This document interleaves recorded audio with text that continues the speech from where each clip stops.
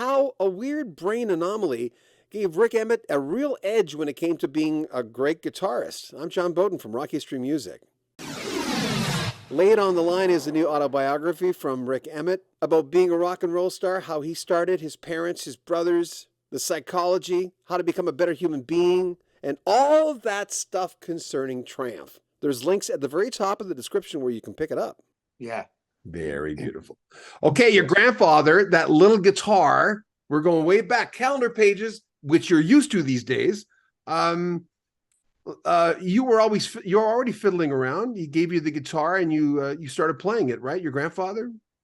Yeah, I singing in the choir and playing harmonica. You know, our house, we didn't have a lot of money, so we didn't have instruments. But my grandfather rescued this guitar and brought it over. But I was wanting to play like McCartney. I was left-handed and I wanted to play this way. So I had the guitar upside down, but I was picking out melodies and working things out. And then a strange thing happened where I won 8 free lessons from the Regency School of Music in West Toronto, and which was really just, they were handing out flyers in the schoolyards and locally in order to try and drum up business. They get you in there, give you some free lessons, and then tell your parents, oh, Mr. or Mrs. Emmett, your son's very gifted. He really should, we need to sign him up. And so, but in this case, the guy that was the teacher there, his name was Jack Arsenault. And he said to me, yeah, you're not going to play like this. You're going to learn like this. And I went, no. And he goes, look, I'm left-handed. If your left hand's on the fretboard, I'm telling you, it gives you a huge advantage. And so he said, just give me a month and you're going to be better than all your right-handed pals. When you meet for your little basement band get-together to try and play Beatles songs, you're going to be the guitar player that's teaching everybody else how to do it. Because they're not even going to be able to hold down, the F chord in the first position where your finger has to hold 2 strings.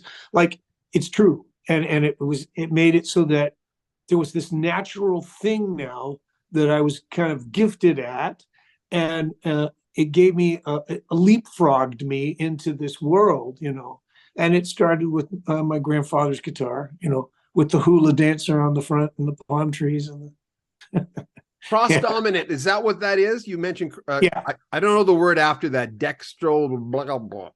Dextro, sinistro. Like if you think about, the word sinister, it comes from, I think, Latin or Greek, or left is sinistra. So if you're dextro, that's right. If you're sinistral, that's left. So if you're dextro sinistral, you're doing fine motor control here, things of gross motor control with your, and you can be the other way around. You could be sinistro dextral, and that would be that your fine motor control is your left hand, and the thing you would pound a nail with a hammer would be your right. So, and in the book it says this, there's 10 people out of 100 are left-handed. 1 people out of 100 are cross-dominant. So that's even more of a kind of a fluky brain thing. Getting back to what we were talking about earlier. Like I am what I am, and this was my chemistry. The way I was wired. But guitar was something that was like and I think creativity too. I think. Somebody asked me recently on my members forum about this thing about brain hemispheres, and do you think that makes you smarter or better or whatever? And I go, no, but I do think it gives me an advantage when it comes to creativity. I do think the ability, and this is how I put it in my answer. I said most folks 1 and 1 equals 2. 1 + 1 = 2.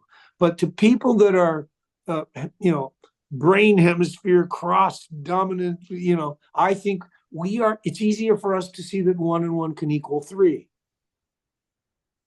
So, and I think that's the truth of creativity. Creative folks see answers, see potential, where your average person goes, what are you talking about? What do you mean there's a connection between these two disparate things?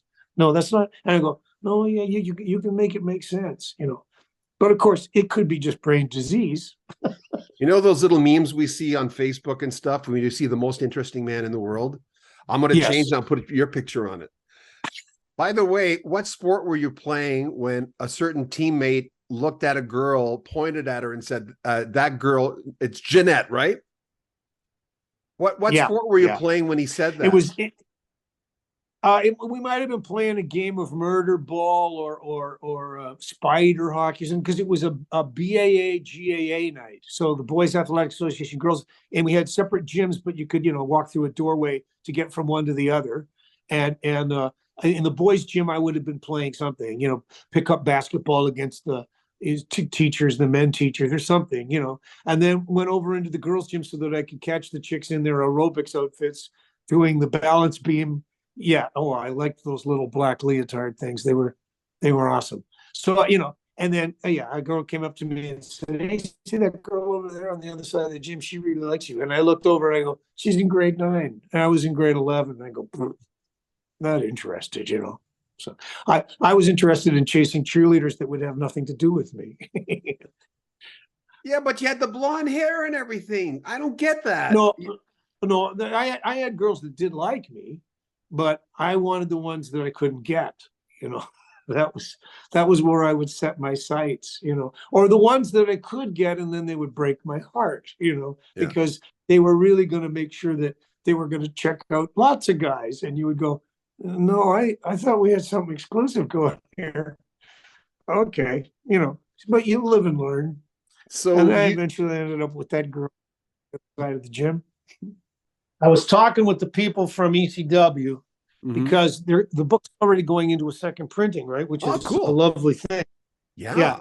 And but I was talking to them about one of the things that I used to teach about, which is the long tail theory. Do you know about that, Chris Anderson? The guy used to be he was the editor of Wired magazine.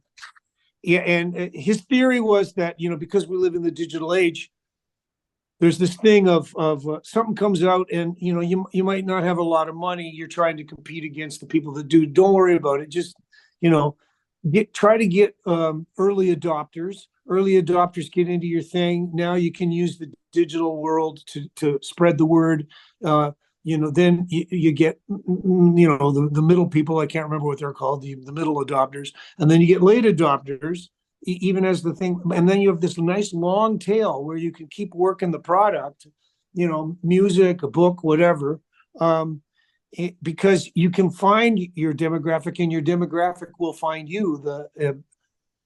Because those things are available. The internet makes it so that those things can happen. Digital technology makes it so that they can happen. So, I used to teach that, and when I was talking to ECW, I was saying, yeah, I can do an interview with John, and I know he can cut like 7 or 8 clips out of it, and they'll come out over time. And I go, "That's good. That's not a bad thing, 20. So put him on the day so that I don't have anything else after." So, no, I could get 20 out of this. Lay It on the Line is the new book from Rik Emmett. It's an amazing book. It's more about life than it is really about Triumph, but there's a lot of juicy Triumph stories, a lot of great fan stories on there. But what I enjoyed the most is his rules to life, rules that he used to become a successful rock star, really. And some of these rules I used to live by, and I've forgotten them. You know how it is when you have something that works for you, and then years later you go, "When did I stop doing that?"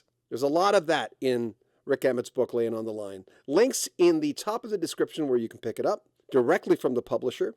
We'll have more from Rik Emmett in the next few days. Really, comment on our videos because we read all the comments. Subscribe to our channel. It really does help. If you want to make a donation to the channel, at the very top of the description, there's a PayPal link. You can join our Patreon and get early access to our videos. Like our videos and share them on social media. I'm John Bowden. This is Rock History Music. Take care of yourself.